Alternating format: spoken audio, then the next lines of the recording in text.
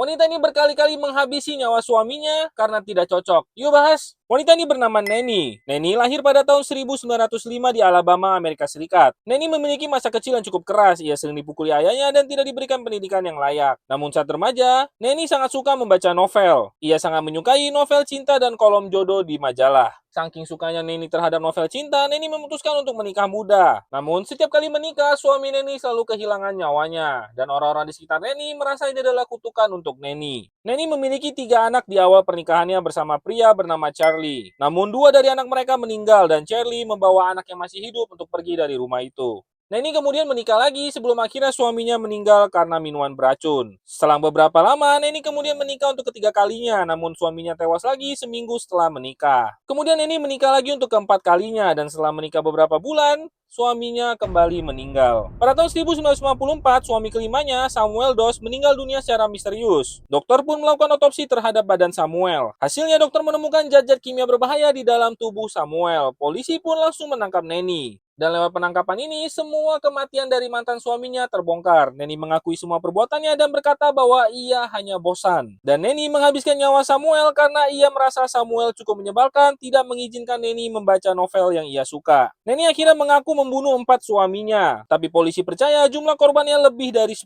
orang. Di setiap pengadilannya, Neni tidak pernah menunjukkan rasa bersalah. Ia selalu tersenyum dan juga tertawa di setiap fotonya. Pada tahun 1955, Neni dihukum penjara seumur hidup. Dan saat ditanya tentang motif utama atas semua perlakuannya, Neni menjawab bahwa ia hanya mencari cinta sejati yang tidak pernah ia temukan. Dan ini adalah wajah asli dari Neni. Gimana menurut kalian?